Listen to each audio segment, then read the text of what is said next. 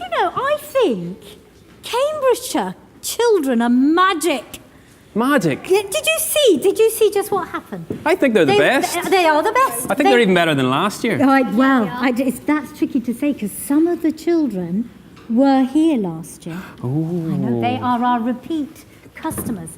Good morning, everybody. Good morning, Mrs. May. Oh, and special advantage there. So we'll say good morning, everybody, to everybody. So, good morning, everybody. Good morning, everybody. We would like to welcome you to our second Big Read and Write. We invented this idea over a year ago, and we liked it so much, and children liked it so much, and teachers liked it so much that we decided to do it again. So I'll just explain that what we have today, I love these words, is a co-constructed activity. You could look up what that means when you get home. It means that we've got lots of partners that have come together to make this special event. So the partners involved in us being here and children seeing it in Cambridgeshire all across the county, our partners are Cambridge Literary Festival, Cambridge County Council, Cambridgeshire Libraries and Archives, and the Kite Teaching School Alliance. And we all came together and we had a little think and we thought, what would be a really good way of having an author part of the Cambridgeshire Literary Festival, but could be seen by all children in Cambridgeshire, even if they are nearby or far away. I'm going to say a very big thank you to the grown-ups and the children who are in this hall this morning. And I know that you've had to tackle with a lot of traffic. That was difficult for me to say then. Tackle with the traffic. You've tackled with the traffic to get here this morning, and some of you have travelled for nearly an hour to get here. And I think did you say that you had to get up at 10? You had to be at school at 10 to 8 to get here this morning. Was it your school? It was your school. Which school are you? Ash Beach. Had to get up really early to get here, so we're really grateful to you. And our very good friends, Thorndale, who were the first group in, came back again, so great to see Thorndale. So let's have a wave from everybody that's in here today. So let's have a wave from Thorndown Primary School. Great to see you. And Bushmead Primary School. Fabulous in your green. Pendragon Primary School. I love this vibrant blue, and we've got one of your representatives. So Tisha is your representative. Big wave from Tisha. She's not nervous at all. She just knew she wanted to do this. And then we've got, did I say Pendragon already?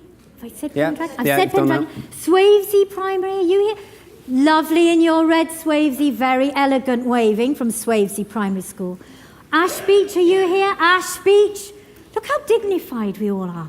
Very Cambridgeshire, aren't we? Very Cambridgeshire. Bigger very waves, dignified. bigger waves. And then do we have Mayfield Primary View? Mayfield are here. Fabulous. Neighbours, fabulous. And Hardwick Primary, our first school in this morning. And do we have Great Abingdon? Lovely Great Abingdon as well. And Weatherall's Primary over here. You're all very quiet. And very quietly, the Spinney Primary School over there. Good. Right. Well, let's everybody do a big wave, because what we'll be saying is good morning to all of our schools in Cambridgeshire, because at this moment, we're waving from this hall and we're waving to all the other schools in our brilliant, fantastic county. This is the second Big Read and Write. And I'm going to tell you that this is a competition for you all to be involved in. And when we meet our fantastic writer, who will be out in a minute, after I've introduced Kathy Moore, who's the director, there is a competition. It's a writing competition, because we want to get everybody in Cambridgeshire.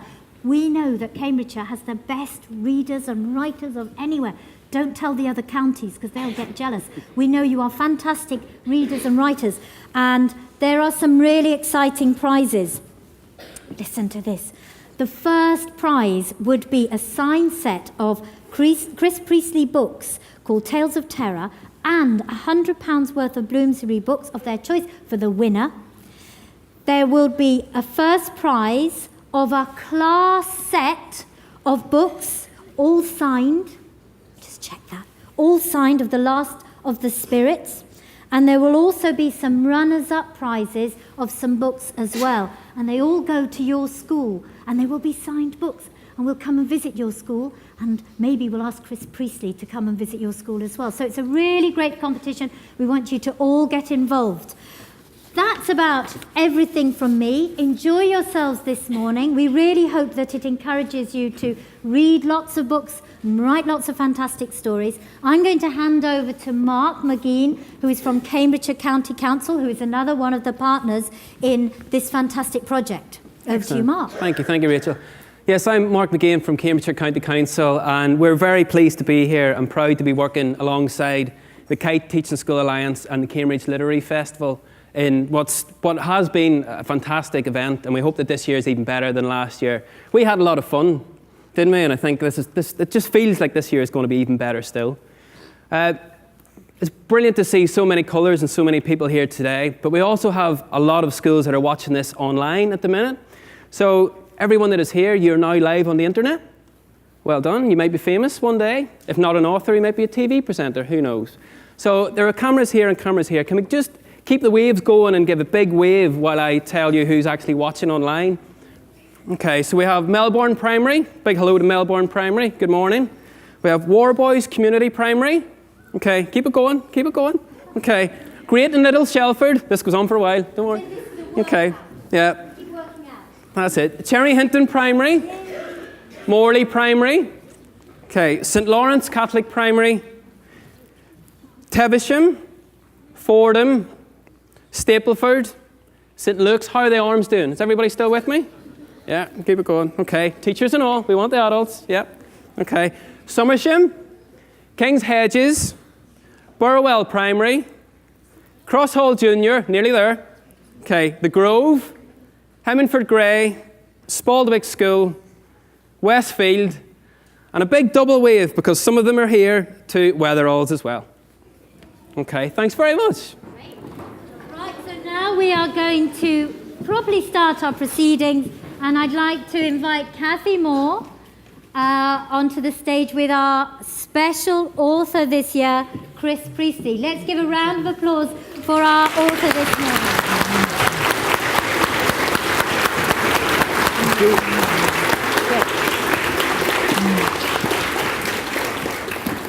Good morning, everybody, and great to see so many of you here, and all the nice sea of purple, red, blue. Fantastic. Really, really fantastic. I had to wear a tie when I went to school. I didn't like that very much, but you've got nice sweatshirts. That's great. It's my great pleasure to be introducing this second Big Read and Write, in particular to introduce Chris Priestley, our author today. Chris is a fantastic writer. He is also very clever because he illustrates. He's a painter, he's an illustrator, and I think he actually went to art school when he was younger, so his training was in art, but he's turned out to be a tremendous writer. He's always loved kind of creepy ghost stories, and that's the kind of books that he writes. For some of you who will have read his books, you'll know that he is the master of macabre. He's here today to talk about, well, Chris himself actually won a competition when he was just about your age, his first writing competition. He won a medal for writing a short story. So today is your big opportunity to go away and see whether you can equal Chris's achievement and win this short story competition. Chris will be telling you more about the competition later.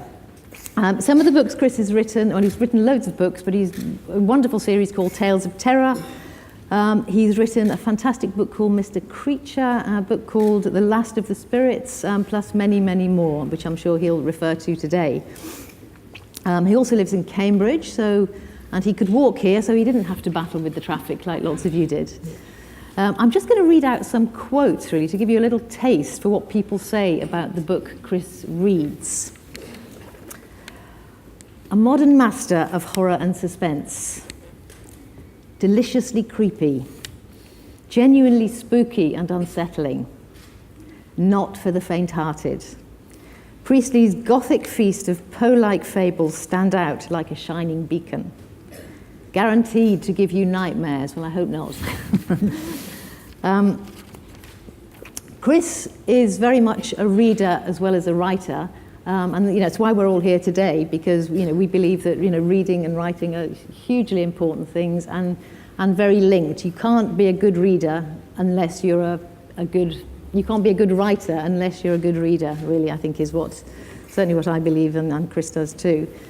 And two of Chris's books, just to prove that Chris is a great reader, he wrote two of his most recent books. Mr. Creature is loosely based on the wonderful Frankenstein story, and The Last of the Spirits is based on, or a retelling of, Charles Dickens's Christmas Carol.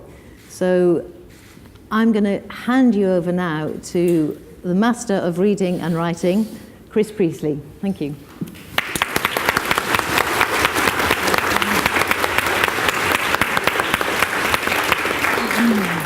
Thank you. I hope this is okay. I've been given a little place to sit, but I'm going to stand if the cameras can deal with that. Hopefully they can.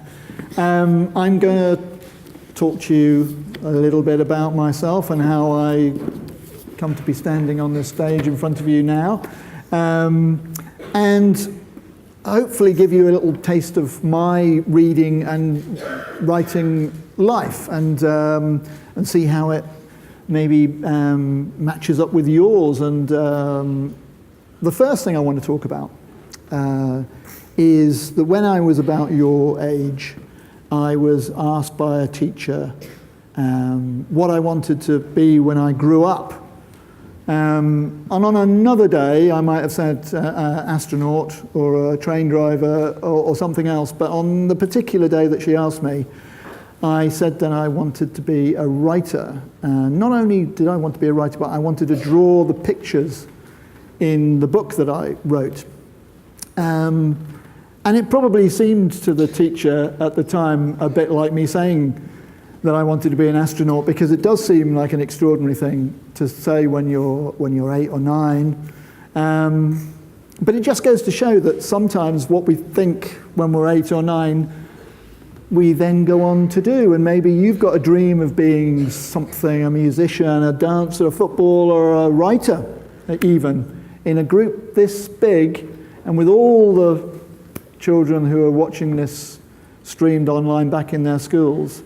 There will definitely be writers among us, and that one day you may be reading a book by somebody that was sitting in this audience or sitting in the school classrooms around Cambridgeshire, because it's just statistically, it must be very likely that somebody is going to be a writer, because there are all kinds of types of writing.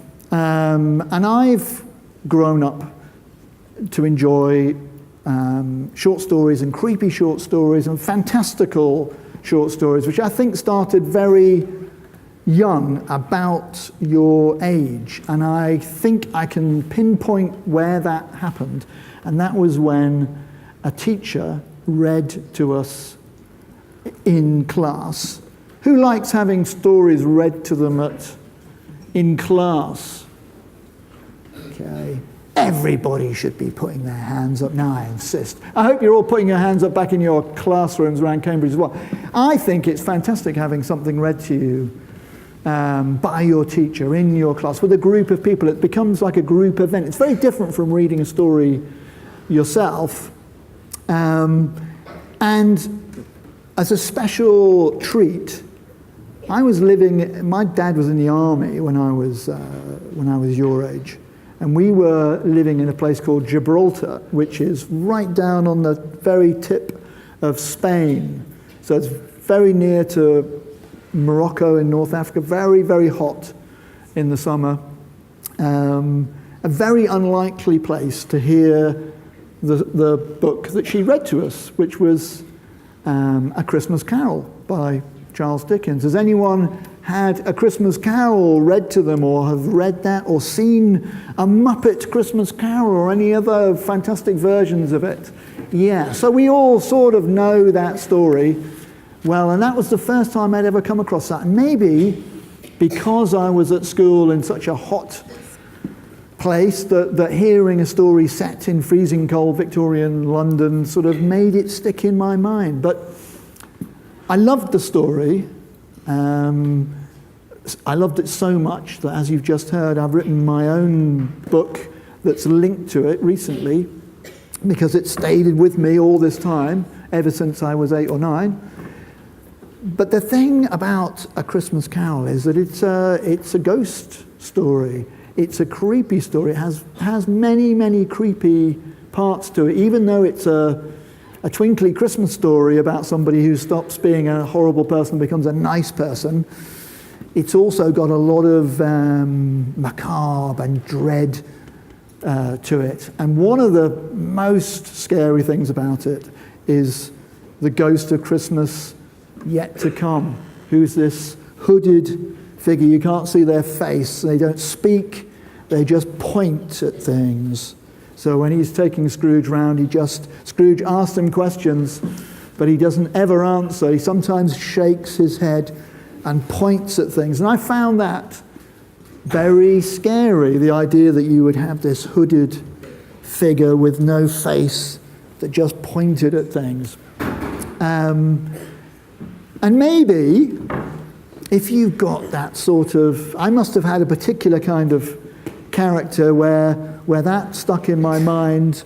And who likes creepy stories? Okay? Not everybody does, but a lot of people do. And do you know why I think that is? I think that, and you think about sort of fairy stories and folk tales and Greek myths, which I used to really love when I was your age, they're all quite creepy. They have quite creepy and scary aspects to them. And I think, I don't know, because unfortunately I can't go back in time and find out, although that would be great. I suspect that when people first started telling stories around the campfire, the two types of stories they probably told more than anything else were funny stories, because everybody likes to have a laugh, and they told scary stories, because everybody likes to have that sort of, well, not everybody, but I think a lot of people like to have that safe, scary feeling where you know it's not real, something isn't really going to happen to you because you're reading a story or watching a scary, something like Doctor Who, which can be very scary sometimes, can't it? But you know it's not real. So it's a bit like going on a scary fairground ride. It's only scary for as long as the thing is happening. We know it's not really happening. Although, a funny thing could happen when we read or have scary stories written to us. They can get into our imaginations, can't they? And as we heard, they can give... it's a bit strong to say my stories are guaranteed to give you nightmares. I would hate to think that people would bring my books back to the bookshop and say, I've never had a single nightmare, I demand to have my money back for this book. But they could give you nightmares. I've certainly had nightmares about films that I've seen or books or stories that I've read. That's definitely happened to me. Has anyone had a nightmare based on something they've read or seen on television? Yeah, because we get involved, don't we? Our imagination gets going, and then we don't really necessarily have control over that, over where our imagination goes. It can go off in different directions, especially when we're asleep. We're not in control at all, are we? So why do I write creepy stories? Apart from having a creepy thing read to me when I was younger, lots that maybe all the people in my class, I'm sure, didn't go off to write creepy stories. So one of the most common questions I get asked when I do events is, where do you get your ideas from?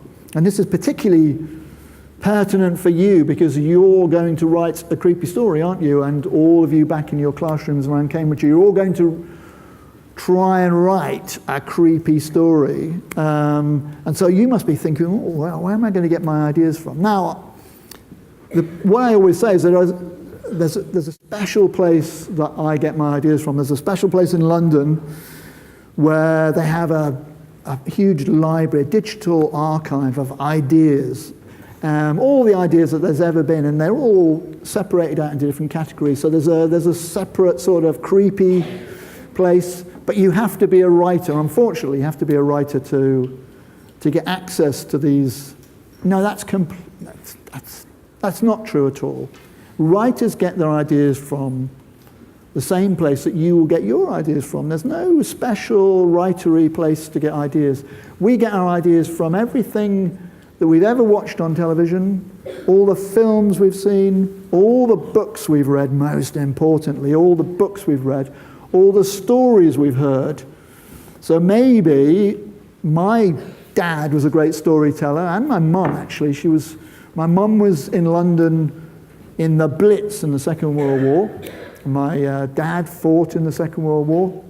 So they would both tell me stories about, my mum would tell me stories about going dancing in London during the Blitz, and then while they were dancing, the air raid siren would go off, and they would all, including the band, everybody would go down into the tube station, wait till the bombing had finished, and then they would all come back up and just carry on as if nothing had happened. Everyone would just start up again.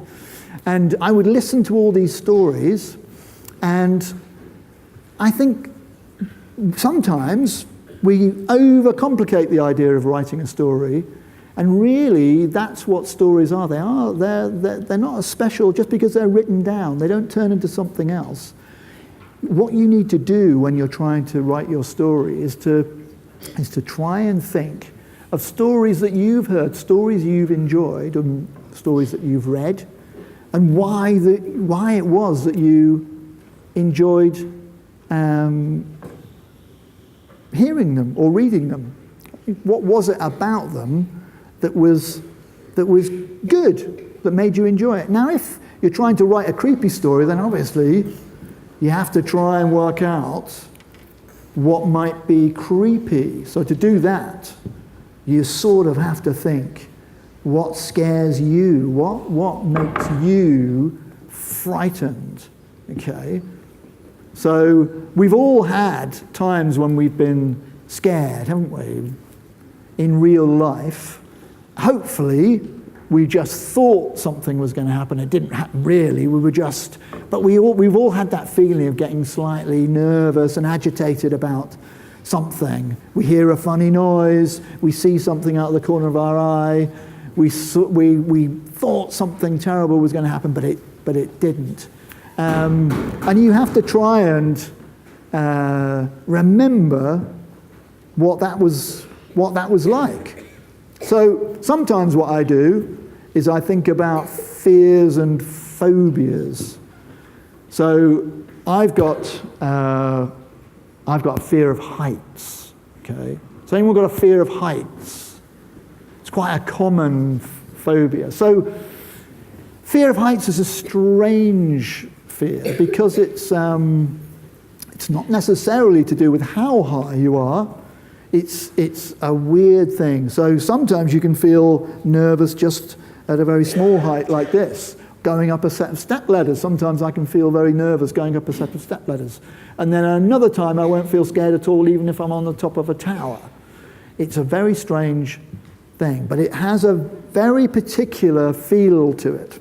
Now, once I was walking in the Lake District. I'm occasionally going to look at my watch because I want to leave enough time for questions. It's not because I'm bored or because I'm about to leave early. I'm just going to do that occasionally. In case you're wondering what I'm doing, going, why is he looking at his watch?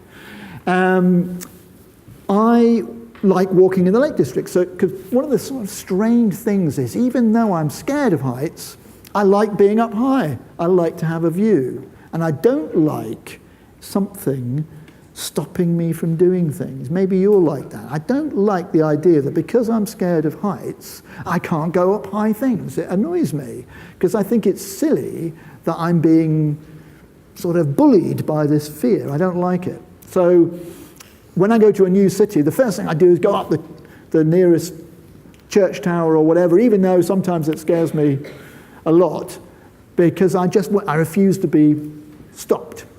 So I go to the Lake District with my family, with my wife and my son, and we go walking. And I went to the Lake District on my own once, and I knew that I could see that there was a path that I wasn't going to be able to follow because it went over some crags, it went over some rocks, and I knew I wasn't going to be able to do that. So I could see there was a little tiny path that avoided that. So I decided to take that little path. And as I walked up it, I felt somebody was going to come out, even though there was nowhere for anyone to hide. All the time I walked up there, I felt like somebody was going to push me off this path. It was a very narrow path up a steep valley. And the whole time I was there, I had this strange feeling that I was going to be pushed off. And when I got to the top, I was actually panting and frightened. And I went back to the Lake District with my wife and son many years later.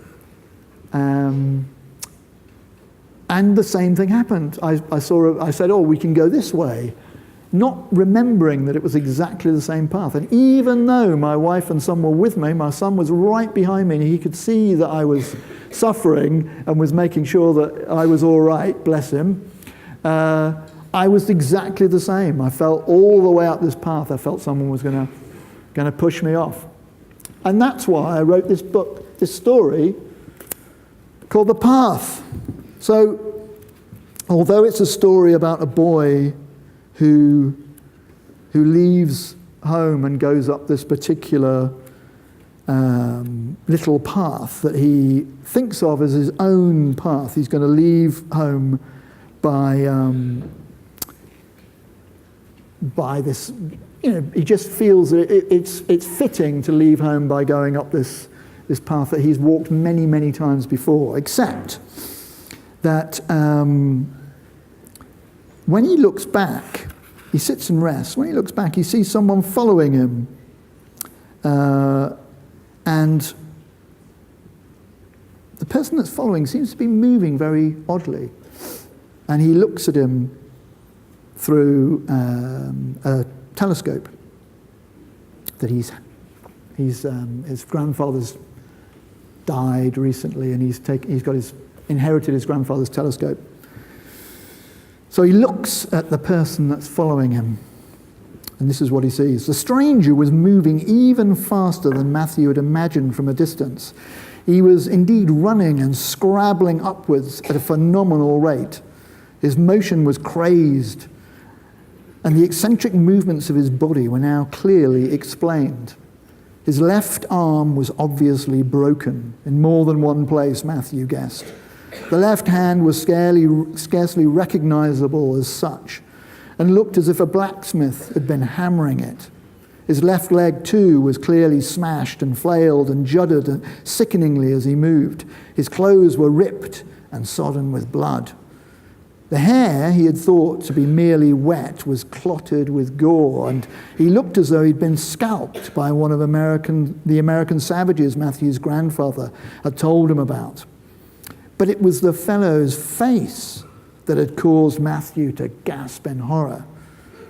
The features were utterly ruined and looked like something glimpsed in an abattoir or a nightmare. One side of the face was a hideous mass of gristle and torn flesh like a sheep carcass after the rooks had worked it. An unblinking eye looked out from the other side. Matthew immediately thought that the stranger must have been the victim of some terrible assault. But by whom or what? He'd passed that way himself only an hour earlier and had seen no one save old Mr. Beckett. Besides, this fellow looked as though he'd been mauled by a lion. Why didn't he cry out for help, thought Matthew, and how, when he was so badly injured, could he move like that? Matthew couldn't run up that track if the devil himself was behind him, and he was fully fit. He looked through the telescope once more, and once more he almost dropped it. The stranger was not looking behind him as a terrified person might do, and neither was he looking up, as Matthew had previously thought, to check his path. As Matthew looked through the telescope, the stranger looked up, not at the path, but at Matthew himself, and with an expression that managed to force itself through the ruined face, an expression of fanatical intent. He was not running away from someone. He was running towards Matthew.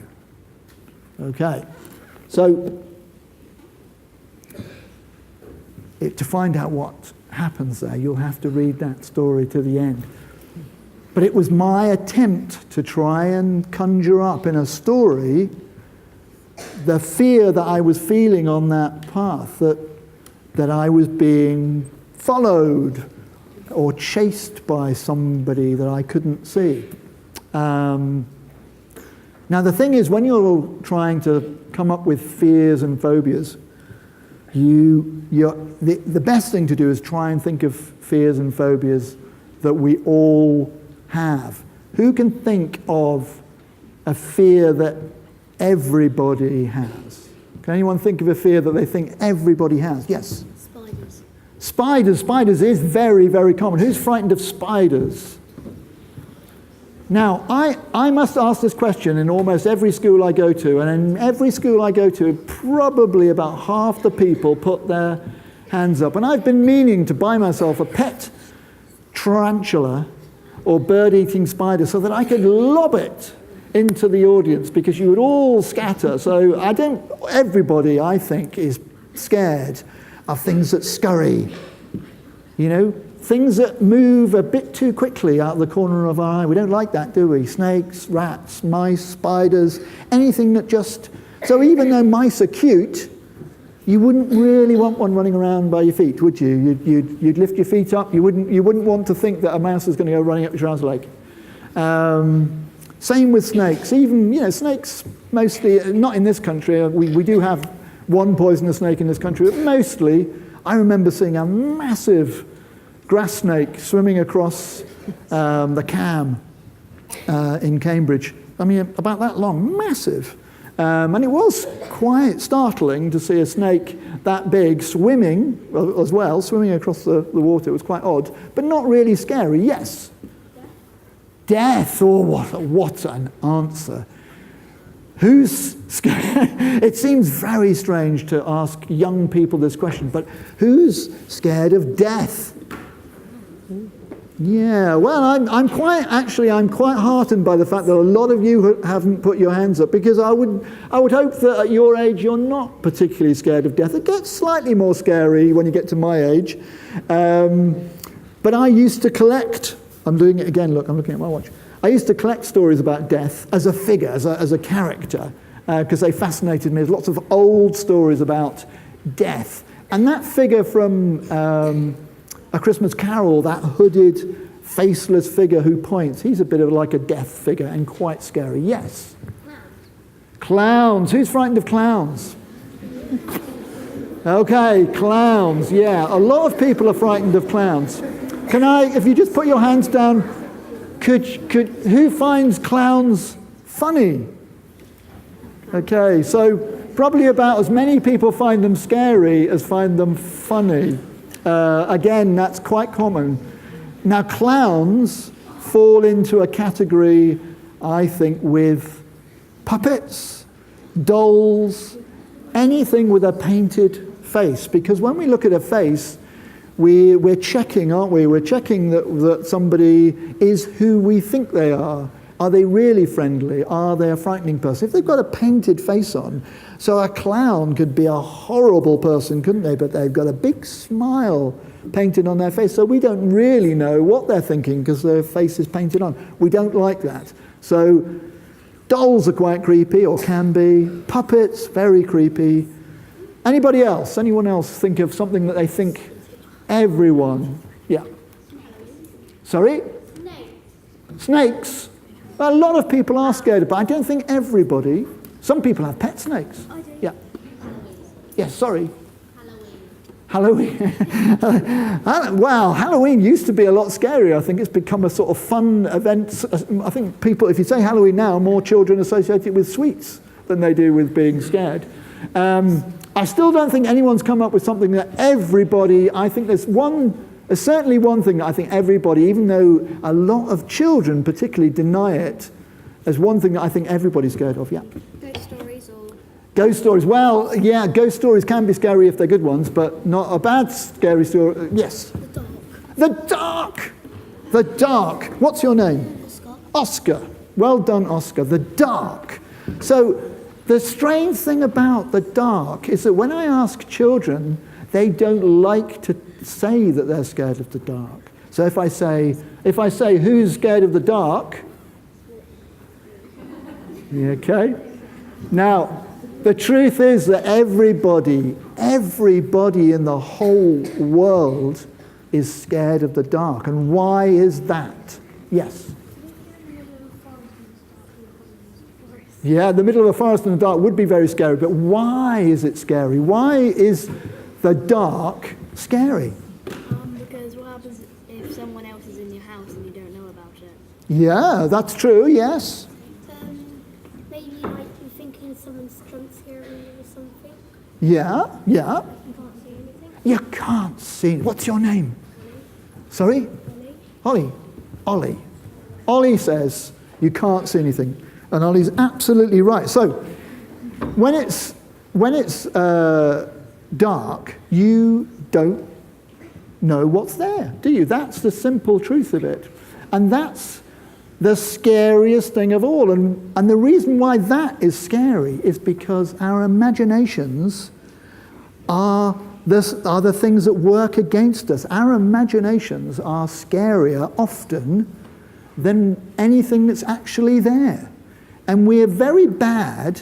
We were talking earlier about hearing noises, and if you hear a noise, so if you've got a house with a creaky floorboard or something in the landing, you hear a creaky noise, it's almost impossible to just say, oh, that's that creaky floorboard.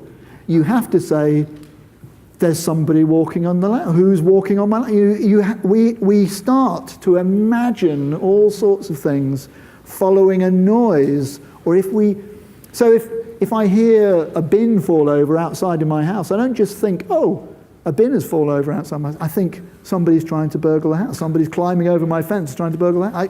Your imagination suddenly goes off. And this is a writer's, this is what we work with. This is what we work with as a writer and as a reader. So what you're trying to do in your creepy story is build up this sense of dread and scariness. Don't make the mistake of just describing scary things, because that in itself isn't necessarily scary. And certainly not, I'm a bit squeamish. So I get called a writer of horror, but actually I'm a bit squeamish. I don't like blood and gore particularly.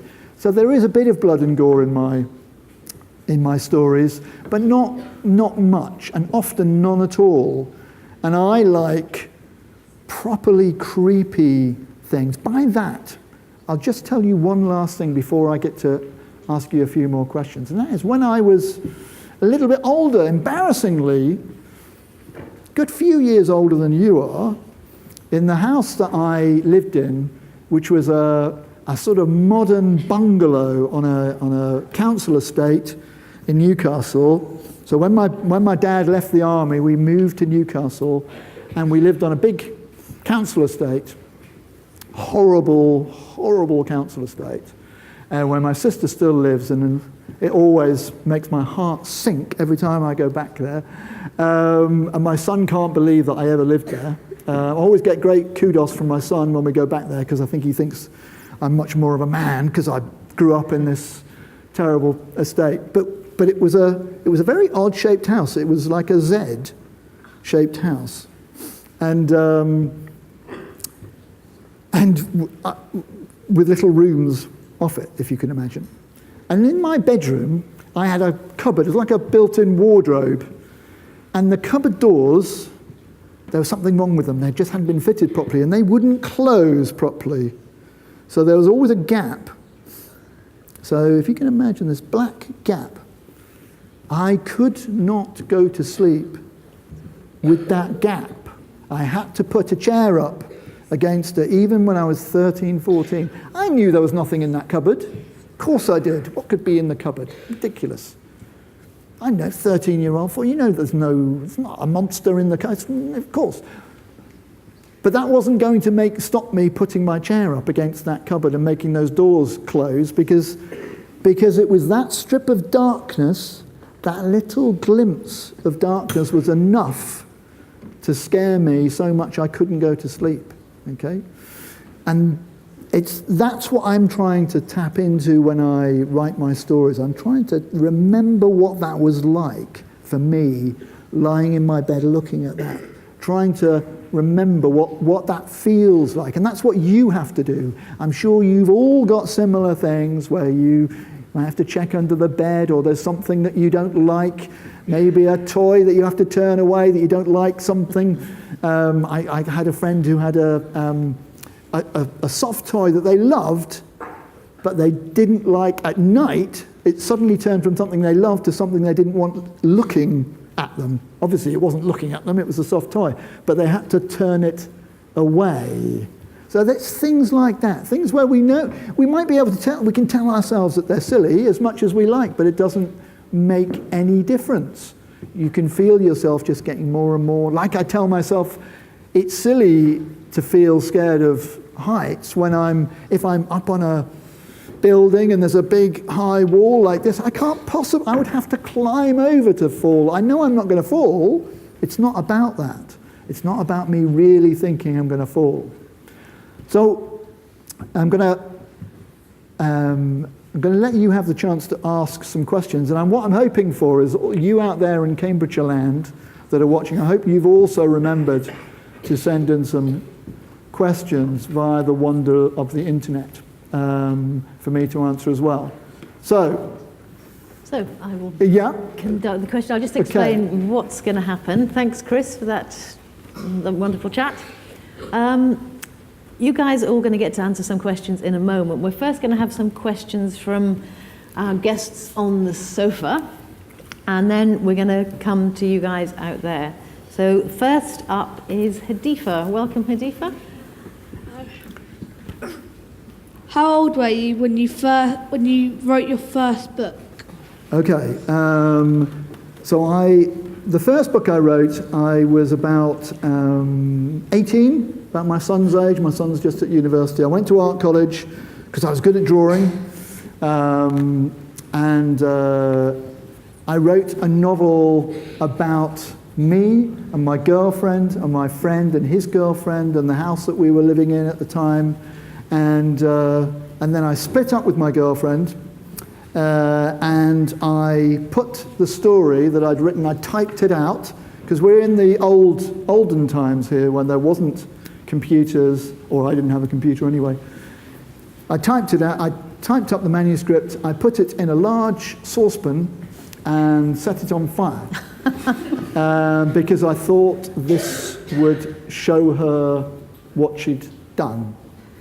And all it did was burn the only copy of my first novel. So that's a little writerly tip for you. If you ever write a novel about you and your boyfriend or girlfriend and you split up, don't burn it in a saucepan, because when you get to be my age, you'd like to read it. Okay?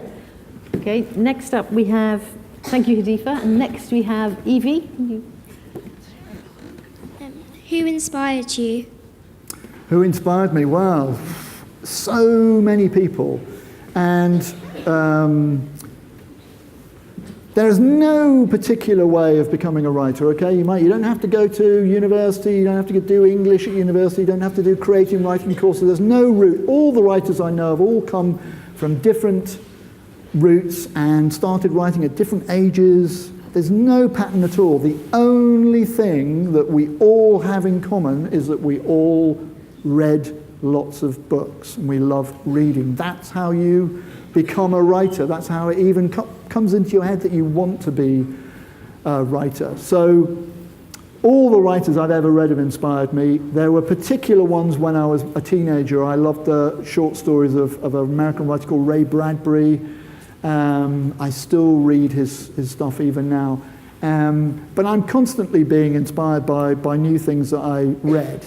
But I'll tell you one thing. When I was a little bit older than you, I read, I can remember getting from the library, C.S. Lewis's The Lion, the Witch and the Wardrobe. Who's read The Lion, the Witch and the Wardrobe? Okay. It's a wonderful book. If you haven't read it, then I think you should. It was the first book that I ever read that made me cry.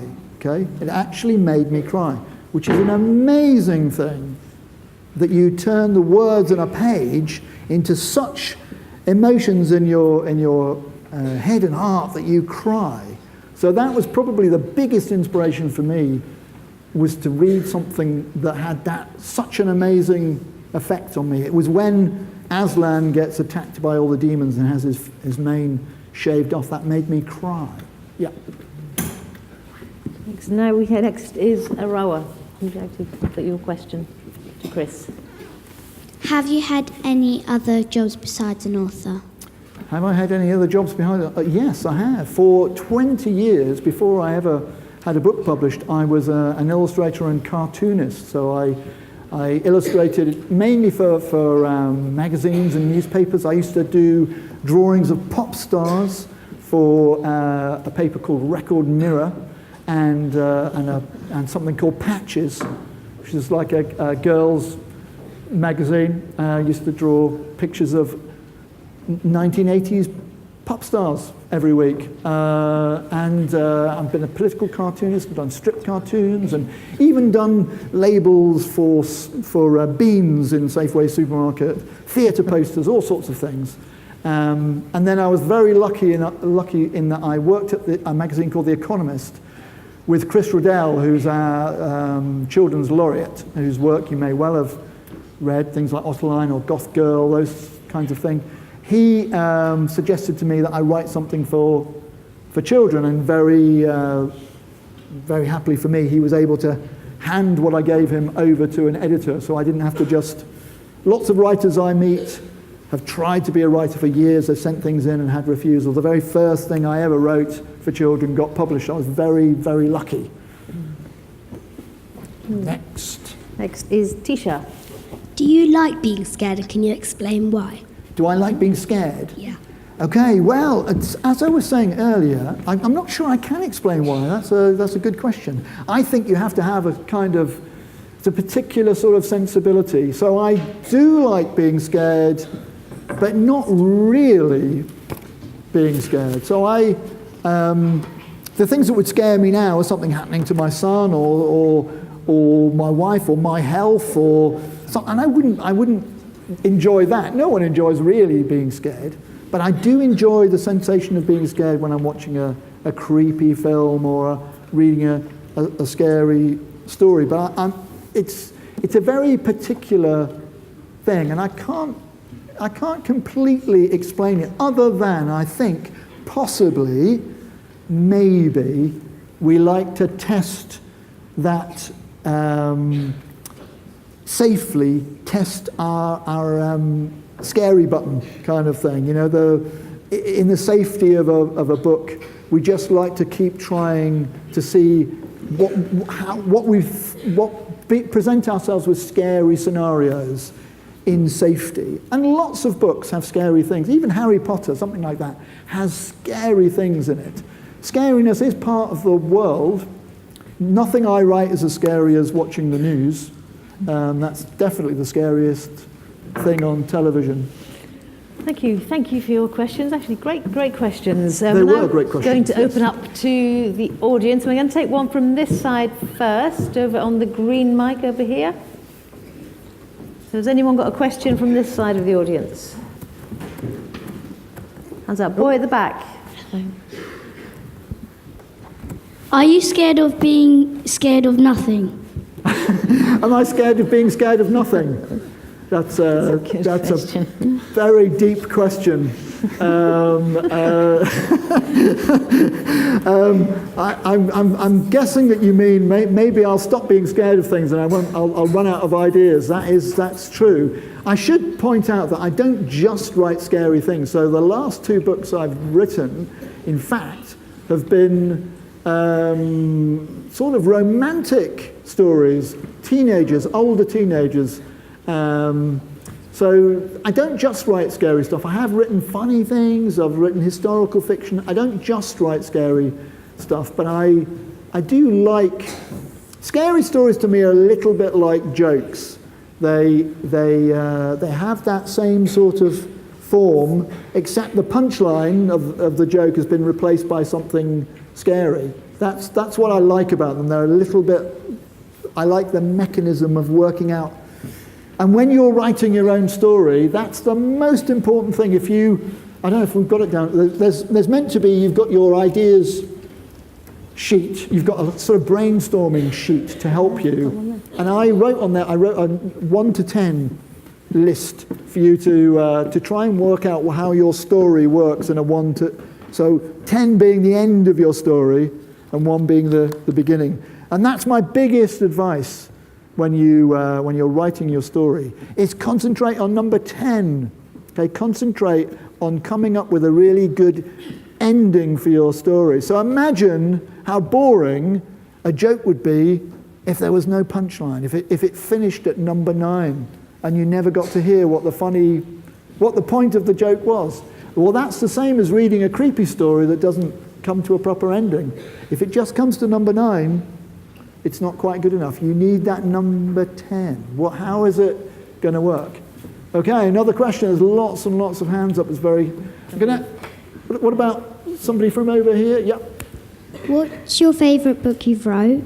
My favourite book that I've written. Well, that's... Someone once said to me, this is a bit like being asked which is your favourite child. But I've only got one child, so that's easier. My favourite book probably is this one.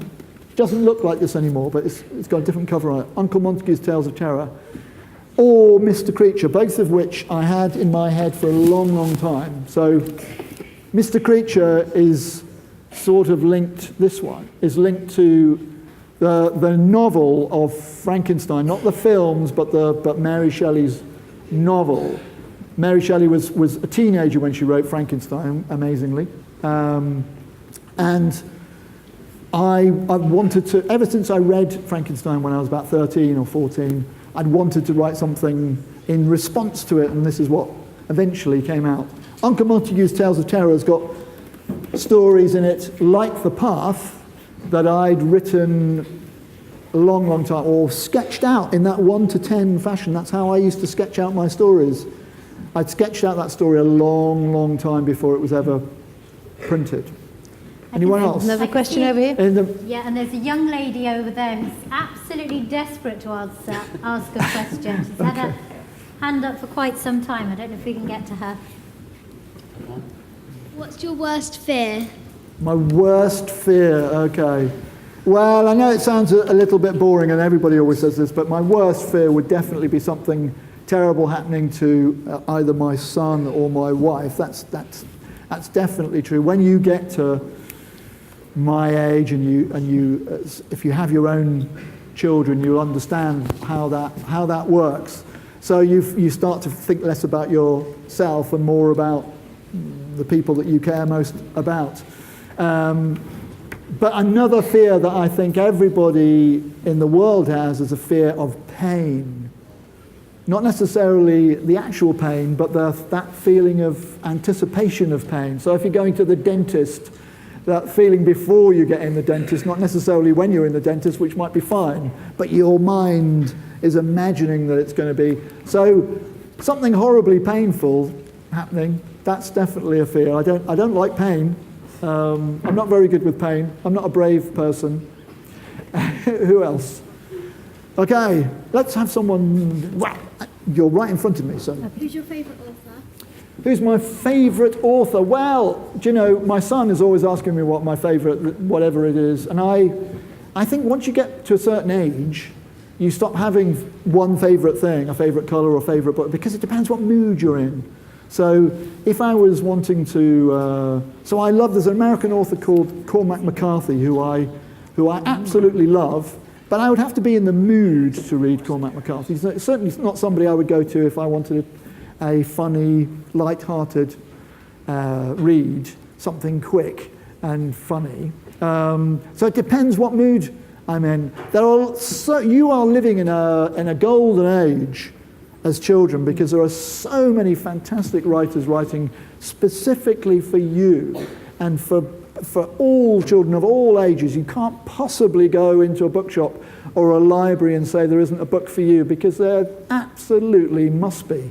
So if the last book you read wasn't very good, it doesn't mean that books aren't good. It just means that that book didn't work for you. And that happens to adults. It happens to everybody. You just need to choose a different book. Maybe choose a book about a fictional thing to do with something you're already interested in. Maybe about football, maybe about something else. Who knows? But just keep trying, because if you find books that really work for you, it's fantastic. It really is. Yes. That person there. Do I like writing books? I love writing books. It's the best job in the world. I mean, I haven't tried every job in the world. There might be a better job, but of the jobs that I've done, it's definitely by far and away the best. It's a wonderful thing, particularly writing for children, because as you all show, you're an incredibly enthusiastic bunch to write for. So it's a privilege to write for children, especially. Chris, yeah, sorry. I've got some Twitter questions. Okay, yes. So, all right. Mark, if you can say one of the Twitter questions Okay. you had. Certainly. We've had quite a number of questions in, but Okay. particularly from Morley Primary and Amethyst class. Okay. Okay. Are any of the characters in your book inspired by real life people? Okay. This is a tricky one. I think if they were, I probably shouldn't admit to it. But it is true that you do have an opportunity, if you become a writer, to get your revenge on anyone that's been horrible to you in your life. You can put them in a book and have something terrible happen to them. And I'm just writing a book at the moment called Magdalen Towers, which is a funny sort of school set, Victorian set thing. And it's basically my chance to get back at all my teachers from when I was a teenager. So all my worst teachers are all exaggerated in this book, particularly, I have to say, Mr. Blackett, my sports teacher, who gets sent. I sent him back to the time of dinosaurs with a time machine, which is exactly what I would like to have done with Mr. Blackett at the time, but unfortunately I didn't have the means. Anyone else? Oh, I think we've got another question from Morley Primary as well. We do. Is there anything in Cambridge or Cambridgeshire itself that has inspired you? Yes, there's in Uncle Montagu's Tales of Terror, there's a story called The Demon Bench End that is set in Cambridgeshire and Grantchester. So that sort of directly uses. I like to write things, and this is another tip if you're writing your story. If you set your story, settings are very important for a creepy story, as you can imagine, because it's part of the atmosphere of a creepy story. If you can set it somewhere that you know, then you'll be able to describe it so much more easily. You'll make it feel much more like you're confident about the surroundings you're talking about. If you can choose somewhere, not necessarily somewhere you live, but somewhere you know very well because you've been on holiday there, maybe you've got a caravan somewhere, or relatives that you go to, that you always go to, and you know that place very well. There may be something that's maybe a good location.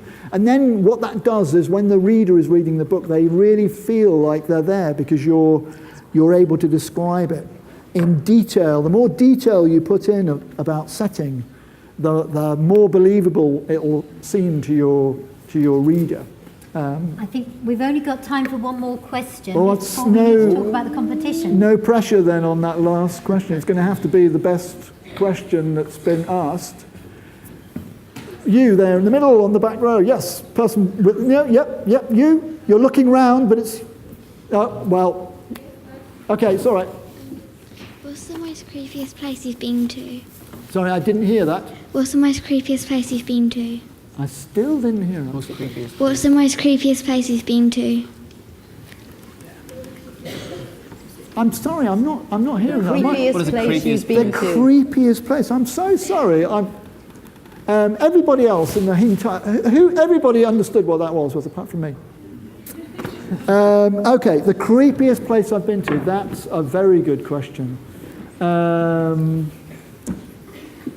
I've been to so many creepy places. There's a fantastic graveyard in Edinburgh, St Giles Graveyard. That's very creepy. Prague, where I've been to a couple of times recently. All of Prague is pretty creepy. Venice, which I've been lucky enough to go to. Venice at night is probably one of the most creepy places because it's like a maze of little alleyways. So it looks beautiful in daylight, but at night it's very badly lit. The maps are really bad, and it's like a little maze of alleyways, so you never quite know what's going to happen when you come around the corner. And we're back to that idea of not quite knowing what's happening. That's the creepiest thing of all. If you remember that for your stories, it's the not knowing what's going to happen. It's called suspense. It's that feeling that we're getting worried and stressed because we don't know what's going to happen next. That's what you want to try and get into your story. So you're just talking about what we need to get into our stories. And at the beginning I said that there is a really great competition, which is for you. Chris, you've put together something to help everybody to get thinking, and we're slightly running out of time, but it's really important to have an overview of how you can write some really creepy stories. So I'm just going to quickly run through and see if this makes sense to you. This is something that I just did on my own. I don't know where it came from, but it's how certainly all the stories in Uncle Montague's Tales of Terror are all done this way, in my notebook. So I always carry my other great tip for a writer. If you want to be a writer, carry a notebook round with you. Keep ideas, and it doesn't have to be a posh notebook like this, any little notebook, but small enough that you can carry it around with you. So that when something occurs to you, because my best ideas sometimes come to me on the bus, or, when I'm not expecting it, I think, oh, suddenly I can think of something. And then what I did with all the stories is I wrote 1 to 10 down the margin of the notebook, and I left a little space, so just enough space to write something in. And this isn't for anybody, it wasn't for anyone else, this was just for me, just so that I'd know. So in a story, if you try and think of a story and the whole shape of a story right to the end, the very last thing, if you think of a film, you've watched a film, the very first thing that happens straight away, the very first opening scene, that's number 1. Number 10 is the very last thing that happens. Sometimes in a film it sort of ends, and then there's another bit on the end. It's that other bit that's number 10. Okay? So the very last thing that happens in your story, that's what's going to go at number 10. And when you try and think of your ideas, if you can think of a number 10 idea, then that's the easiest thing of all, because then you just have to work up how to get there. So I'm imagining if somebody wrote jokes for a living, they would be thinking lots of punchlines of jokes, and then they would be trying to work out how they could get the punchline in. So then you go on a meandering route to get to that punchline. So try and think of a scary punchline. That's how that system works. It's just a way of planning out your story in advance. Because I know that at your age, what you like to do is just sit down and write a story off the top of your head and let it go wherever it goes. The trouble with that is, quite often it doesn't go anywhere. Because just trying to write and just hope that an idea will pop into your head as you write, it's very unlikely that's going to happen. Much easier to think of an idea and then write. Then you've already got the idea banked. You don't have to worry about that. Then you have to think about is your lovely language that you're going to use to describe, because also that's very important with a creepy story is language. You want to be using all your descriptive, everything that you can use to really evoke the atmosphere of your story. So it needs to be beautifully written. I'm going to get a chance to read some of these stories, so I've got high hopes for these stories. I hope you're not going to let me down. I'm sure they're going to be brilliant. And then I can pinch them and put them in my own books. I can't do that. That's not going to happen. Thank you, Chris. Thanks for a very wonderfully inspiring hour. I hope you all can take away some ideas for your stories that you're going to write, and you've got sheets in a pack that you'll be given in class when you go back today, and you've got a month, I think, in order to think about your story and write it and enter it into the competition. I'd like us to give Chris a big thank you. Thank you. Thank you.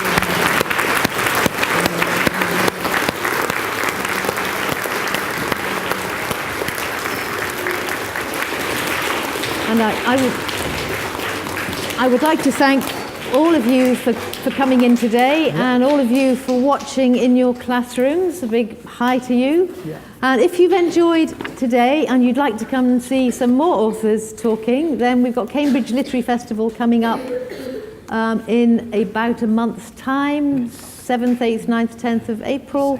And you're going to be given one of these programs on your way out that you can take home and look at, and bring your parents and come and join us in April. So Chris, thank you very much. Thank you. Thank you. Thank you.